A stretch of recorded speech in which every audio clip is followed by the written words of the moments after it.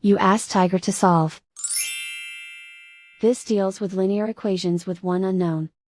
The final result is x equals 7. Let's solve it step by step. Group all constants on the right side of the equation. Add 9 to both sides. Simplify the arithmetic.